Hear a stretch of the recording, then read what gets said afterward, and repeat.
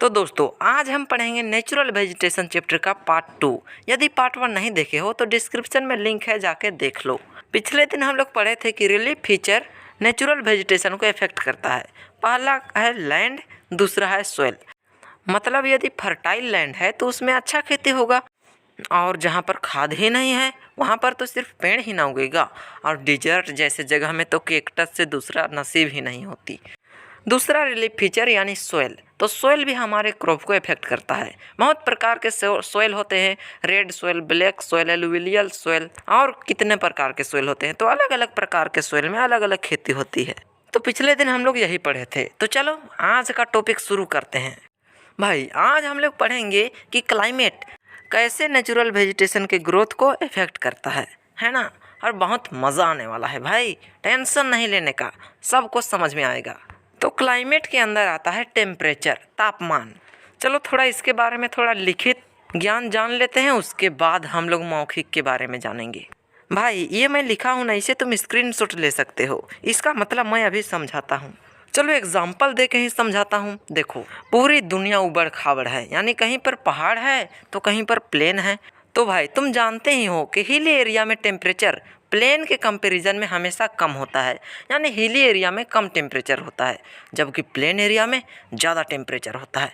तो कम टेम्परेचर के कारण हिली एरिया के जो प्लांट सब होते हैं ना, वो प्लेन एरिया के मुताबिक कम ग्रोथ करते हैं। तुम इसे प्रैक्टिकली समझना चाहते हो ना, तो एक काम करो, कहाँ जाओगे हिली एरिया, ठंडा दिन में एक प्लांट लगा दो और 30 दिन में कितना बढ़ता है उसको देखो, और उतना ही बड़ा प्लांट एक गर्मी दिन में लगा दो और वो 30 दिन में कितना बढ़ता है उसको देखो। देखो भाई, गर्मी दिन का जो प्लांट होगा ना, वो ठंडे दिन के कंपैरिजन में ज़्यादा बढ़ेगा। तो वही होता है, जब टेम्परेचर कम होता है तो प्लांट वैसा ज़्यादा नहीं बढ़ पाता है, लेकिन जब टेम्परेचर ठीक ठाक रहता है ना भाई, तो उस समय प्लांट का अच्छा ग्रोथ होता है।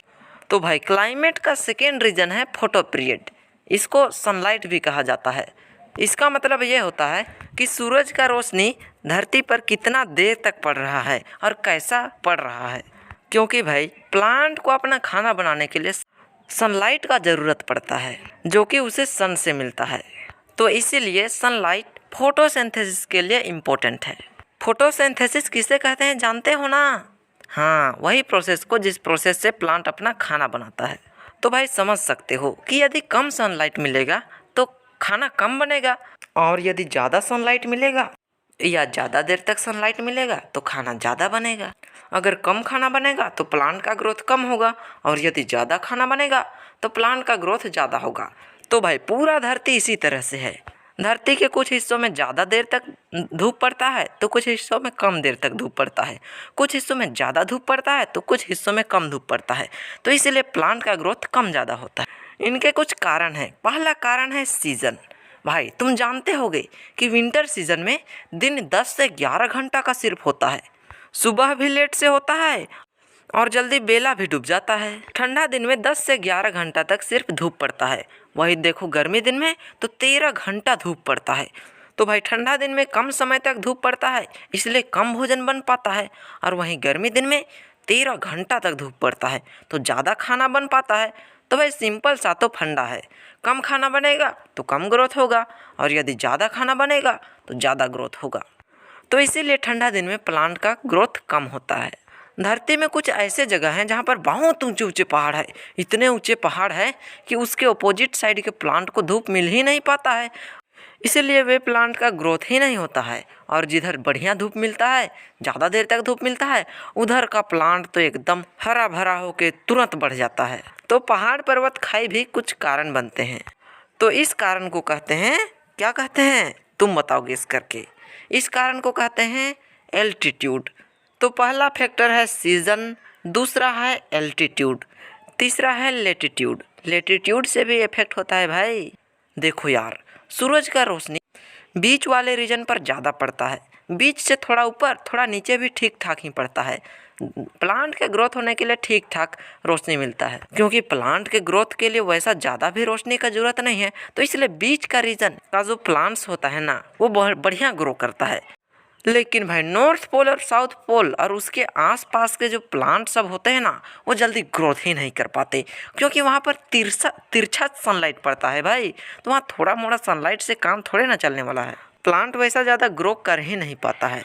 तो लेटीट्यूड भी प्लांट के ग्रोथ को इफेक्ट करता है। तो हम लोग क्या क्या पढ़े? सीजन। भाई सीजन से याद आता है, हमारे गांव में भिंडी का खेती बहुत ज़्यादा होता है और हम लोग भी भिंडी का खेती बहुत ज़्यादा करते हैं। तो भाई भिंडी तोड़ने तो खेत में जाना ही ना पड़ता है। तो यार मैंने नोटिस किया है कि गर्मी दिन में भिंडी जल्दी जल्दी बढ़ जाता है। इतना जल्दी बढ़ता है कि सप्ताह में 4 दिन तोड़ना पड़ता है।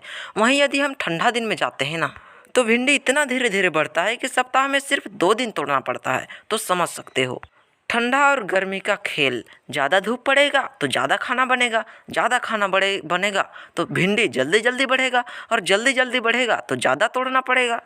तो यार अगला फैक्टर है प्रेसिपिटेशन, जो कि ज़रूरी है। भाई खाली सनलाइट से प्लांट का खाना नहीं बनता, उसके लिए पानी का भी ज़रूरत होता है। तो वैसा रीजन जहाँ पर ज़्यादा बारिश होती हो, एकदम रिकॉर्ड तोड़ मेघालय जैसा, तो वैसे रीजन में ज़्यादा प्लांट्स पाए जाएंगे। वैसे रीजन में यदि तुम घूमने गए हो ना, तो तुम्हें ज़मीन दिखेगा ही नहीं, सब तरफ सिर्फ प्लांट ही दिखेंगे। और वैसा रीजन जहाँ पर बारिश ही नहीं होती, वहाँ पर तो प्लांट ही नहीं मिलते। जैसे कि तुम डिज़र्ट में चले जाओ, वहाँ कांटेदार पौधे के सिवा तुम्हें कुछ नसीब नहीं होगी। तो भाई पानी भी ज़रूरी है, सनलाइट भी ज़रूरी है। तो सूरज देव का कृपा जून से सितंबर महीना तक ठीक ठाक रहता है। वैसा ज़्यादा धूप भी नहीं लगता और ठंड तो लगती ही नहीं है, और साथ में बारिश देव का भी खूब कृपा रहता है। तो उस समय खेत में प्लांट्स का ग्रोथ बहुत ज़्यादा होता है। भाई हमारे खेत में जून महीने में इतना ज़्यादा घास उगता है ना, बताओ नहीं। और मुझे घास काटने के काम में भिड़ा दिया जाता है। तो भाई इतना ज़्यादा ग्रोथ क्यों करता है, ये तो तुम जान रहे हो ना। इसमें किसान का घाटा भी है और किसान का फ़ायदा भी है। फ़ायदा इस तरह से है कि बारिश आता है तो धान की रुपाई हो जाता है, और वैसे किसान जो बरसात में खेती करते हैं, वे बेचारे को तो घाटा हो जाता है। कैसे? देखो भाई, खेत में घास उगेगा तो खेती कैसे होगी? तो इसलिए घास को निकालना पड़ता है, और घास निकालने में लेबर लगता है। जून से अगस्त तक भाई इतना ज़्यादा घास होता है ना, बताओ नहीं। तो ऐसे में किसान का बहुत ज़्यादा पैसा खर्चा होता है। भाई फ्री फ्री का बारिश भी मिल जाती है, सनलाइट भी मिल जाता है, और एटमॉस्फेयर में CO2 का कमी ही नहीं है, इसलिए बहुत ज़्यादा घास उगता है। साथ में खेती का भी ग्रोथ होता है, ऐसा नहीं कि खेती का ग्रोथ नहीं होता। भाई इसका स्क्रीनशॉट ले लो, ये दोनों का डिफिनेशन है, और इसका भी ले लेना है ना। इकोसिस्टम के बारे में मैं अभी समझाता हूँ। ये थर्ड फैक्टर है जो कि हमारे नेचुरल वेजिटेशन को इफेक्ट करते हैं। देखो भाई डेफिनेशन को तुम पढ़ लेना, मैं ऐसे ही सीधा सरल भाषा में समझा देता हूँ। इकोसिस्टम वैसा जगह को कहते हैं जहाँ पर प्लांट्स भी होते हैं और एनिमल्स भी होते हैं, जबकि प्लांट्स एनिमल पर डिपेंड करते हैं और एनिमल्स प्लांट पर डिपेंड करते हैं। प्लांट्स CO2 के लिए एनिमल पर डिपेंड करते हैं और एनिमल O2 के लिए प्लांट पर डिपेंड करते हैं। साथ में एनिमल प्लांट पर बहुत सारे चीज़ के लिए डिपेंड करते हैं। वो क्या है? खाने पीने के लिए दोस्त। तो वैसा जगह जहाँ पर सब कोई एक दूसरे पर डिपेंडेंट हैं, वैसा जगह को इकोसिस्टम कहते हैं। प्लांट्स एनिमल पर और एनिमल प्लांट्स पर। और एक बात सुन लो कि हम इंसान भी इकोसिस्टम का एक भाग हैं, है ना। लेकिन भाई तुम समझते ही हो कि इंसान जात बहुत ज़्यादा लोभी होते हैं। वो प्लांट्स को कम देना और ज़्यादा लेना पसंद करते हैं, यानी प्लांट्स को बहुत कम चीज़ देते हैं और प्लांट से बहुत ज़्यादा चीज़ लेते हैं। चलो मैं समझाता हूँ कैसे लेते हैं। भाई प्लांट हमारे ऊपर पानी के लिए, CO2 के लिए डिपेंडेंट है कि हाँ इंसान मुझे पानी देंगे, CO2 देंगे तो मैं उसे खाना पीना दूंगा, लकड़ी दूंगा, ऐसा कह के प्लांट लोग सोचते हैं। लेकिन हम इंसान क्या करते हैं? जंगल में तो कभी पानी देने का नाम नहीं करते, लेकिन जब लकड़ी काटने का बात आता है ना भाई, उस समय हम लोग अपना जान लगा देते हैं। तुम्हारे गांव में तो पता नहीं, लेकिन मेरे गांव में मैंने देखा है कि सुबह सुबह 100 से भी ज़्यादा लोग जंगल जाते हैं। वो क्यों जाते हैं?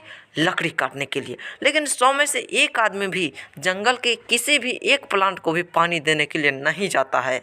तो लकड़ी काटने के लिए तो बहुत कोई जाते हैं, और पेड़ लगाने के लिए कोई नहीं जाता है, पानी देने के लिए कोई नहीं जाता है। तो ऐसे में तो बैलेंस गड़बड़ाएगा ना दोस्त। तो इसके बारे में कल हम कुछ ज़्यादा बात करेंगे। इस डेफिनेशन का तुम स्क्रीनशॉट ले लो। बायोम किसे कहते हैं मैं समझाता हूँ।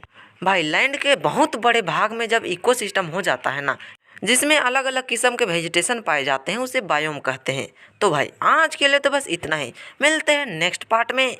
भाई कल बहुत मज़ा आने वाला है, नेक्स्ट पार्ट ज़रूर देखना। Bye bye.